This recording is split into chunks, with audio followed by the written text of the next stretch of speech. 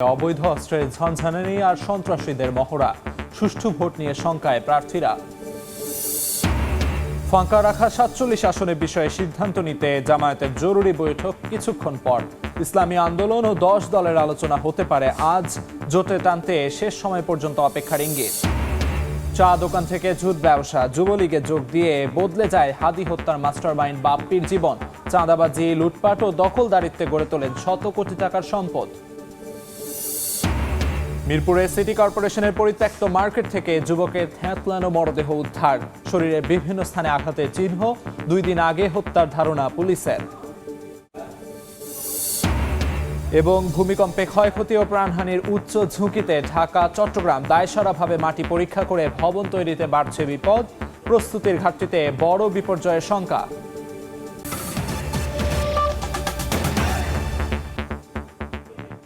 সময় সংবাদের সঙ্গে আছি আমি আমিরুল ইসলাম আলিফ। চট্টগ্রামে বেড়েছে শীর্ষ সন্ত্রাসীদের বেপরোয়া মহড়া ও অবৈধ অস্ত্রের ঝনঝনানি।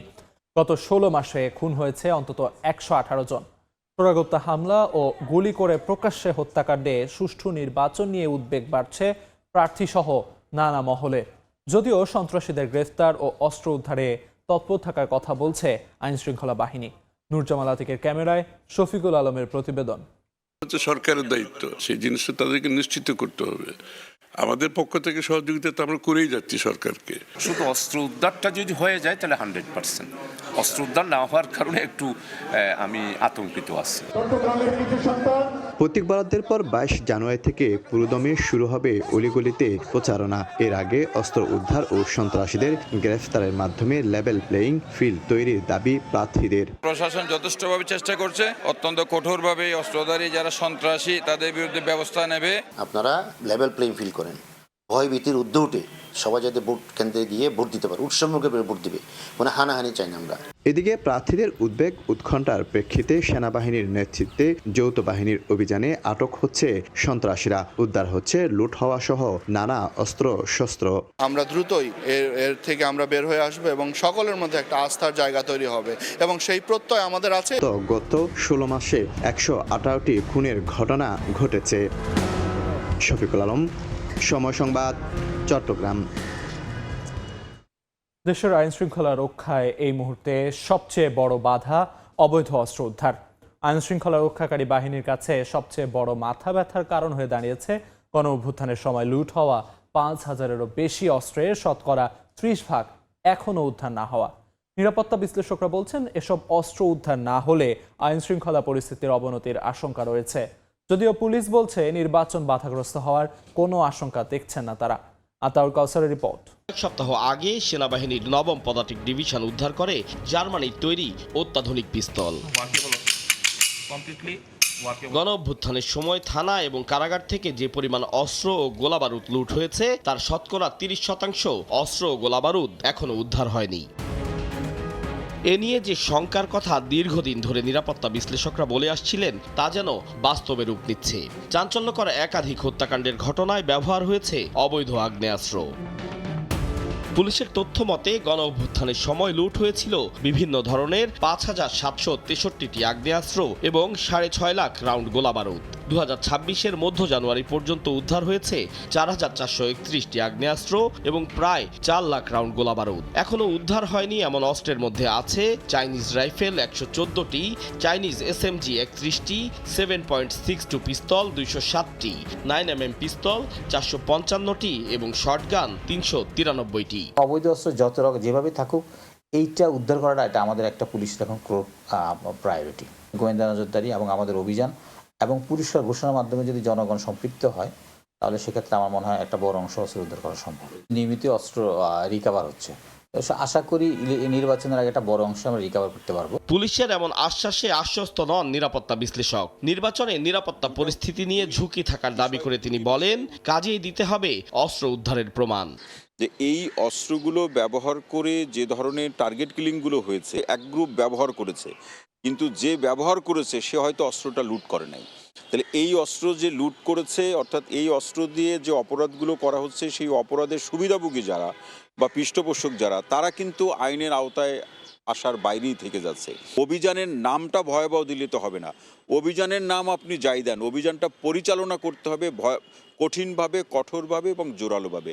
এই জায়গাতে আমাদের ঘাটতি আছে। অস্ত্রগুলোর সন্ধান বের করার জন্য অভিযানের পাশাপাশি বা এই অভিযানের পরিপূর্ণ সফলতা আসবে তখনই যখন আইন শৃঙ্খলা বাহিনীর সোর্সগুলো ঠিকমতো কাজ করবে। যতগুলো টার্গেট কিলিং হয়েছে সেটা রাজনৈতিক বা নির্বাচন কেন্দ্রিক, সেটা তো আমার প্রার্থীদের মধ্যে একটা ভয়ের পরিবেশ তৈরি করেছে। যদি আবার কোনো টার্গেট কিলিংয়ের প্রসঙ্গ তৈরি হয়, নির্বাচন অনুকূল পরিবেশ বা পরিস্থিতির প্রসঙ্গে সবাইকে কিন্তু একটা ভাবনার মধ্যে ফেলে দিবে, যা কিন্তু নির্বাচন হওয়া না হওয়ার প্রসঙ্গে একটা প্রভাব সৃষ্টি করবে। আইন শৃঙ্খলা পরিস্থিতি নিয়ন্ত্রণে আইন শৃঙ্খলা রক্ষাকারী বাহিনীর মনোবল ফেরাতেও কার্যকর পদক্ষেপ চান বিশ্লেষকরা। আতাউর কাউসার, সময় সংবাদ, ঢাকা। ইসলামী আন্দোলন বাংলাদেশের সংবাদ সম্মেলনের প্রেক্ষিতে আজ জরুরি বৈঠকে বসেছে জামায়াতের নীতি নির্ধারণী ফোরাম। তবে ফাঁকা রাখা ৪৭টি আসনের কি হবে সে বিষয়ে এখনই কোনো সিদ্ধান্ত জানাবে না জামায়াত সহ 10 দল। সকাল ৯টায় মগবাজার কেন্দ্রীয় কার্যালয়ে বৈঠকে বসে জামায়াতের নির্বাহী পরিষদের সদস্যরা এবং আসন সমঝোতার দায়িত্বে থাকা নেতারা। পরে 10 দলের নিয়াজ কমিটির বৈঠকেরও কথা রয়েছে। এদিকে একটি সূত্র বলছে ইসলামী আন্দোলন বাংলাদেশের জ্যেষ্ঠ নেতৃবৃন্দের সঙ্গেও আজ বৈঠকে বসতে পারে 10 দলের নেতারা। মনোনয়ন প্রত্যাহারের শেষ দিন পর্যন্ত চেষ্টা করা হবে দলটিকে 11 দলীয় জোটে রাখার। শেষ পর্যন্ত সফল না হলে ফাঁকা রাখা ৪৭ আসনে পরবর্তী সমঝোতার ভিত্তিতে প্রার্থী দেবে 10 দল। নির্বাচন কমিশনে প্রার্থিতা বাতিল আদেশের বিরুদ্ধে আপিল শুনানির ৮ম দিন আজ। এই মুহূর্তে আগারগাঁওয়ে নির্বাচন ভবনে আছেন সহকর্মী শাহিন আলম। সরাসরি যাচ্ছি তার কাছে। প্রার্থিতা বাতিলের বিরুদ্ধে আপিলের শুনানির ৮ম দিন আজ এবং আগামীকাল এই 18 তারিখ এই শুনানি কার্যক্রম শেষ হবে। আজকে সকাল 10টা নাগাদ এই শুনানি শুরু হয়েছে। একটানা বিকাল 5টা পর্যন্ত শুনানি চলবে। অন্তত 100 জনের আবেদনের শুনানি আজ অনুষ্ঠিত হবে নির্বাচন কমিশনে। আমরা জানতে পেরেছি যে ইতোমধ্যে সেই শুনানি কার্যক্রম শুরু হয়েছে। আজকে বিশেষত আমরা দেখেছি যে নির্বাচন কমিশনে বেশ কয়েকজন গুরুত্বপূর্ণ প্রার্থী রয়েছেন যারা এরই মধ্যে নির্বাচন কমিশনে এসেছেন। তাদের আবেদনের শুনানি অনুষ্ঠিত হবে। আমরা জাতীয় নাগরিক পার্টির দক্ষিণাঞ্চলের মুখ্য সমন্বয়ক হাসনাত আবদুল্লাহকে দেখেছি, তিনি এসেছেন এবং এছাড়া কয়েকজন গুরুত্বপূর্ণ প্রার্থীকেও আমরা দেখছি তারা নির্দিষ্ট সময়ে তাদের এই জায়গাটিতে এসে উপস্থিত হয়েছেন এবং ক্রমান্বয়ে সিরিয়াল অনুযায়ী তাদের আসলে শুনানি অনুষ্ঠিত হবে। শুনানি শেষেই সঙ্গে সঙ্গে নির্বাচন কমিশন পক্ষে বিপক্ষে শুনানি শেষে কিন্তু তাদের যেটি রায় সেটি জানিয়ে দিচ্ছেন, যাদের বৈধ হচ্ছে সেটি তারা বলে দিচ্ছেন। আমরা দেখেছি যে গত 7 দিন থেকে টানা এই শুনানি চলছে। শুরুর দিকে 70 জনের করে প্রতিদিনের শুনানি হতো। গত কয়েকদিন থেকে প্রতিদিন 100 জন করে সেই শুনানিটি অনুষ্ঠিত হচ্ছে এবং যদি বলি যে আগামীকাল এই শুনানির শেষ দিন, আগামীকাল 45 জনের শুনানি অনুষ্ঠিত হবে। সকাল 10টায় শুরু হয়, 12:30টার মধ্যে আপিল শুনানি কার্যক্রম শেষ হবে। তো এই ছিল আমার কাছে নির্বাচন কমিশন থেকে আপিল শুনানির সর্বশেষ খবর। সরাসরি যুক্ত ছিলাম রাজধানীর আগারগাঁওয়ে নির্বাচন কমিশন অফিসে। দেশের বিভাগীয় শহরগুলোতে ইইউর নির্বাচন পর্যবেক্ষক দল আজ থেকে সফর শুরু করেছে। এই বিষয়ে জানাতে রাজধানী থেকে সরাসরি যুক্ত হচ্ছেন সহকর্মী সাতিলা শারমিন। সরাসরি যাচ্ছি তার কাছে।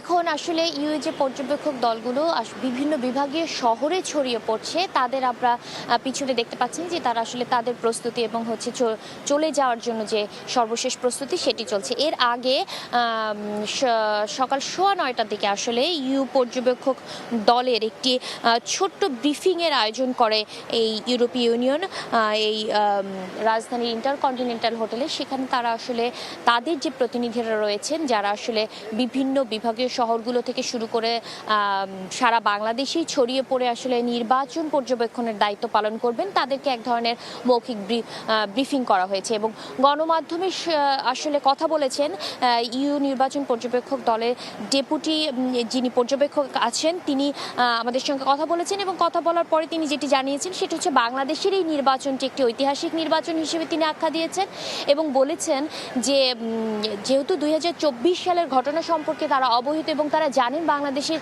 একটি নতুন প্রেক্ষাপটে নির্বাচন হচ্ছে, জাতীয় নির্বাচন। সেই নির্বাচন আসলে কি ধরনের হবে, কতখানিকটা নিরাপদ হবে, কতখানিকটা সুষ্ঠু এবং গ্রহণযোগ্য হবে, সেই জায়গাটি আসলে ইউএ পর্যবেক্ষক দল দেখবেন। আমরা জানি যে এর আগে গত 11 জানুয়ারি আসলে রাজধানীর একটি হোটেলে তারা সংবাদ সম্মেলন করে ইউ নির্বাচন পর্যবেক্ষক দলের যে প্রধান, তিনি গণমাধ্যমকে জানিয়েছিলেন যে বাংলাদেশের নির্বাচন পর্যবেক্ষণের জন্য 200 পর্যবেক্ষক আসলে ইউরোপের বিভিন্ন দেশ থেকে আসছেন এবং তারা বাংলাদেশের নির্বাচন যাতে সুষ্ঠু হয়, আইন শৃঙ্খলা পরিস্থিতি পর্যবেক্ষণ সহ গণমাধ্যম পর্যবেক্ষণ এবং সামাজিক যোগাযোগ মাধ্যমের আলাদা করে পর্যবেক্ষণের জায়গাগুলো তারা আসলে মাথায় রাখছেন এবং সর্বোপরি তারা আশা করছেন একটি নিরাপদ নির্বাচন পর্যবেক্ষণের যে পরিবেশ, সেই পরিবেশটি বাংলাদেশে থাকবে এবং বাংলাদেশের নির্বাচন পর্যবেক্ষণ নিয়ে তারা যে ধরনের নিয়মগুলো মেনে থাকেন ইউরোপীয় ইউনিয়নের, সেগুলো তারা মেনেই পর্যবেক্ষণটা সম্পন্ন করতে পারবেন। রাজধানী হোটেল ইন্টারকন্টিনেন্টাল থেকে সবশেষ খবরাখবর জানাচ্ছিলেন সহকর্মী শাতিলা শারমিন। সময় সংবাদে আরও থাকছে, ইরানে ফের রক্তপাত হলে ভয়াবহ পরিণতির হুঁশিয়ারি যুক্তরাষ্ট্রের, সম্ভাব্য সামরিক হস্তক্ষেপ নিয়ে সৌদি কাতারের উদ্বেগ, পুরো মধ্যপ্রাচ্য অস্থিতিশীল হওয়ার শঙ্কা।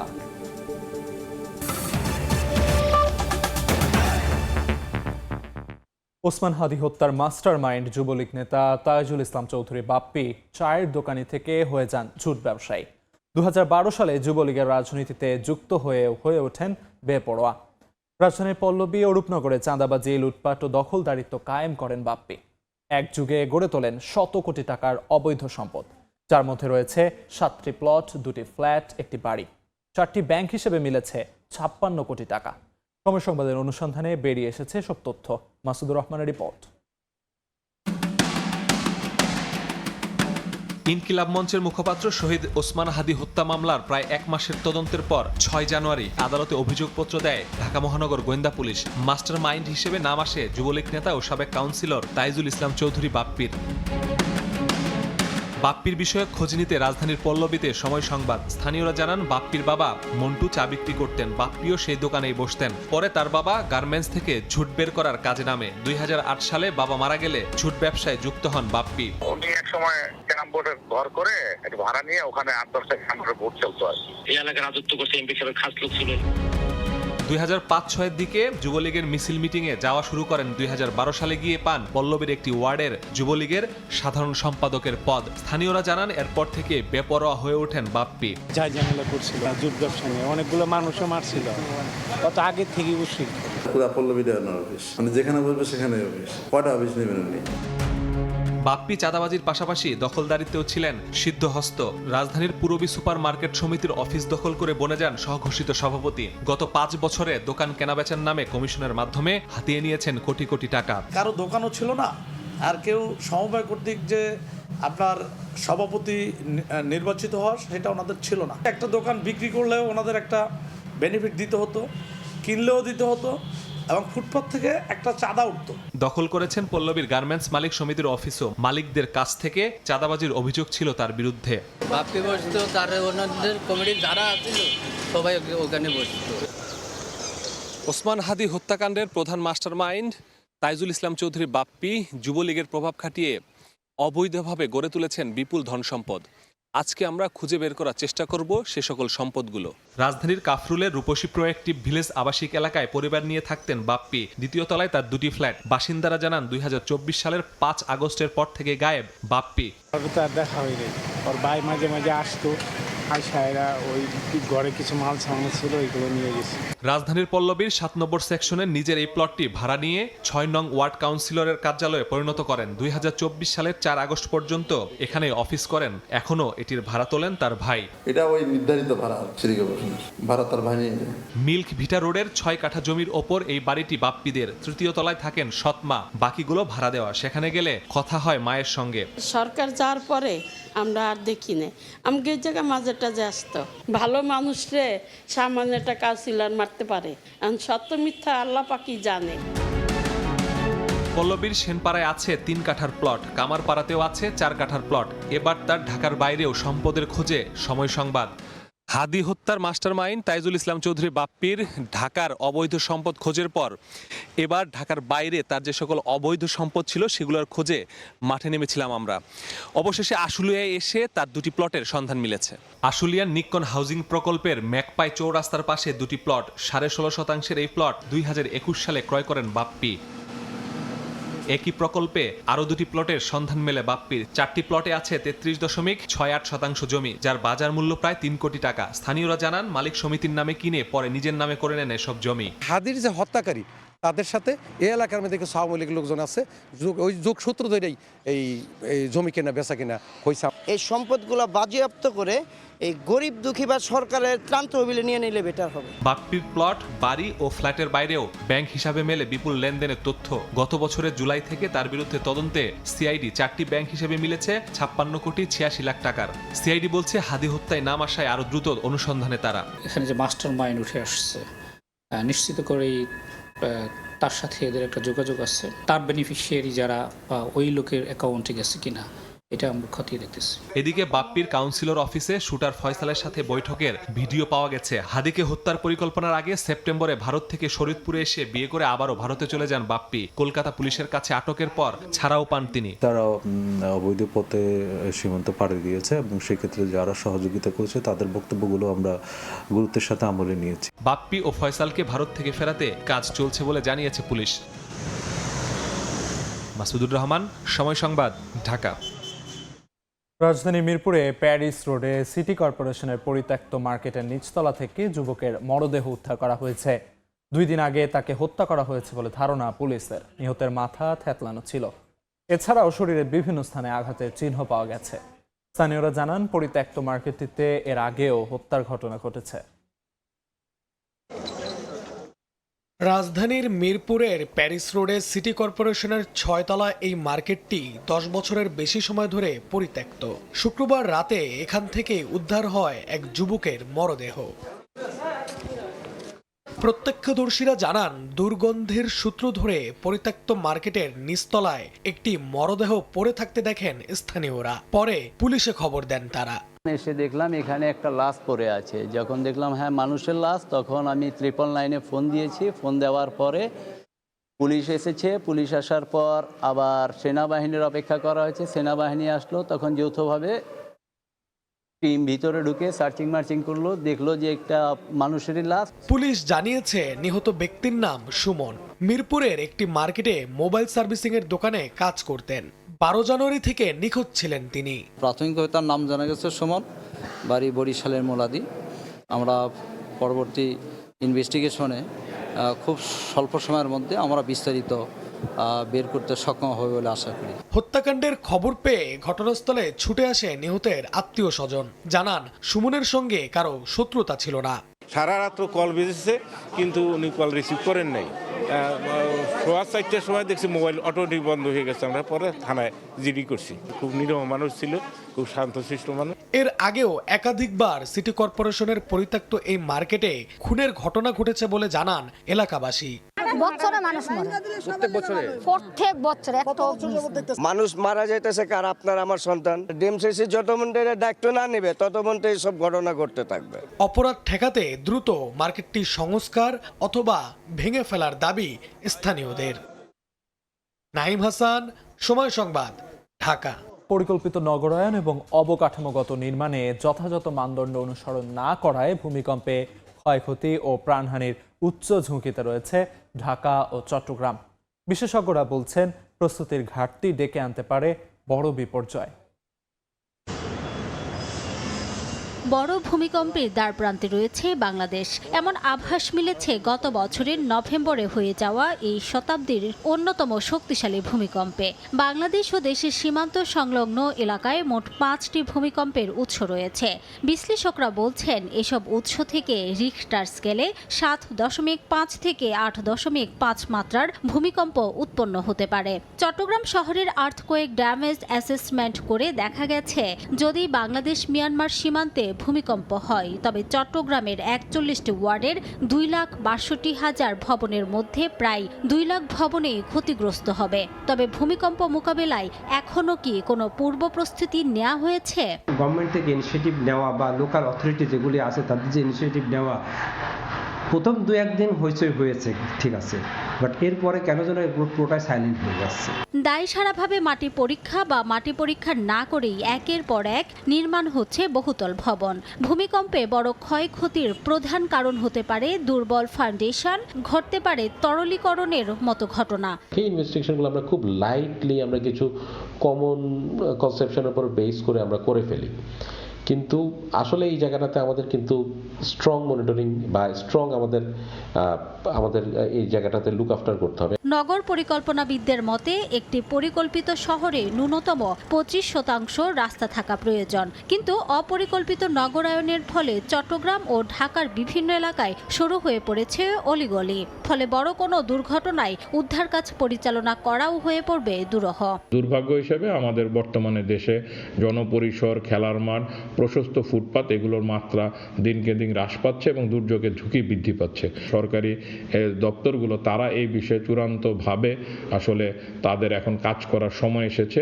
এই অঞ্চলের ইতিহাস পর্যালোচনা করে দেখা যায় প্রতি 100 থেকে 150 বছর পর এই অঞ্চলে 7 বা তার অধিক মাত্রায় শক্তিশালী ভূমিকম্প হয়ে থাকে। বাংলাদেশ ইন্ডিয়ান টেকটনিক প্লেটের কারণে 1918 সালে শ্রীমঙ্গলে অনুভূত হয়েছিল 7.6 মাত্রার ভূমিকম্প। ঝুঁকিপূর্ণ ভবন চিহ্নিত করা, বিল্ডিং কোড কঠোরভাবে বাস্তবায়ন এবং নগর পর্যায়ে সমন্বিত ভূমিকম্প প্রস্তুতি এখনই নিশ্চিত না করা হলে বড় ভূমিকম্পে ভয়াবহ মানবিক বিপর্যয় এড়ানো সম্ভব হবে না বলে মনে করছেন বিশেষজ্ঞরা।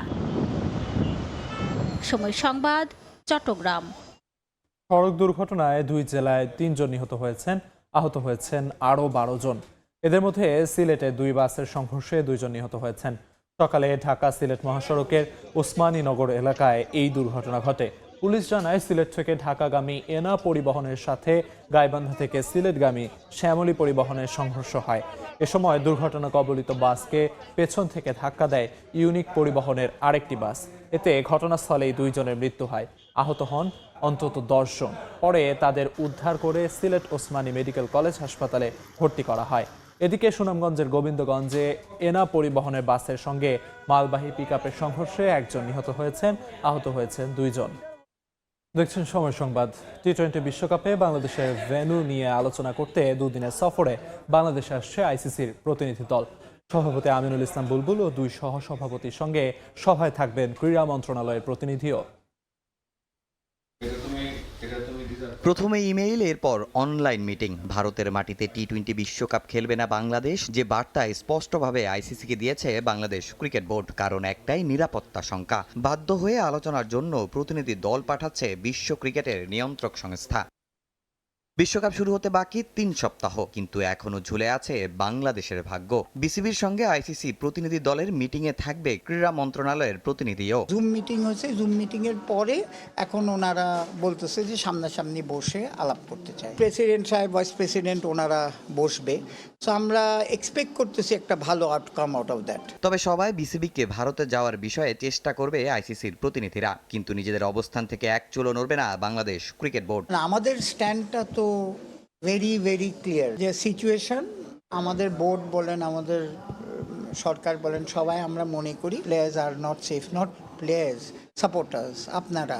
তো এটা নিয়ে মনে হয় বেসিক্যালি আলাপ হবে। এদিকে বিতর্কের জন্ম দিয়ে লাপাত্তা পরিচালক এম নাজমুল ইসলাম। তার একের পর এক বিতর্কিত মন্তব্যের পর দেয়া হয় কারণ দর্শানোর চিঠি। নির্ধারিত 48 ঘন্টার মধ্যে উত্তর না পেলে তার বিরুদ্ধে নেওয়া হবে কঠোর পদক্ষেপ। আই থিঙ্ক এই শুড কাম অ্যান্ড ক্ল্যারিফাই। আমাদের ডিসিপ্লিন কমিটি আছে, ওনার চেয়ারম্যানের কাছে তো জমা দেওয়ার কথা। উনি এখন তারপরে নেক্সট স্টেপে থাকবে। তো প্লেয়ারদের সাথে আমাদের কথা হয়েছে, the process will go on. শনিবার সকাল 11টার মধ্যে কারণ দর্শানোর চিঠির জবাব দিতে হবে নাজমুল ইসলামকে। তামিম হোসেন, সময় সংবাদ, ঢাকা। এ পর্যায়ে শীর্ষ সংবাদগুলো জানিয়ে দিচ্ছি আরেকবার। চট্টগ্রামে অবৈধ অস্ত্রের ঝনঝনানি আর সন্ত্রাসীদের মহড়া, সুষ্ঠু ভোট নিয়ে শঙ্কায় প্রার্থীরা। ফাঁকা রাখা ৪৭ আসনের বিষয়ে সিদ্ধান্ত নিতে জামায়াতের জরুরি বৈঠক চলছে। ইসলামী আন্দোলন ও ১০ দলের আলোচনা হতে পারে আজ। জোটে টানতে শেষ সময় পর্যন্ত অপেক্ষার ইঙ্গিত। এবং আইন শৃঙ্খলা পরিস্থিতি নির্বাচনের অনুকূলে আছে কিনা গুরুত্ব দিয়ে পর্যবেক্ষণ করছে ইইউ। আজ থেকে বিভাগীয় শহরগুলোতে যাচ্ছেন পর্যবেক্ষকরা।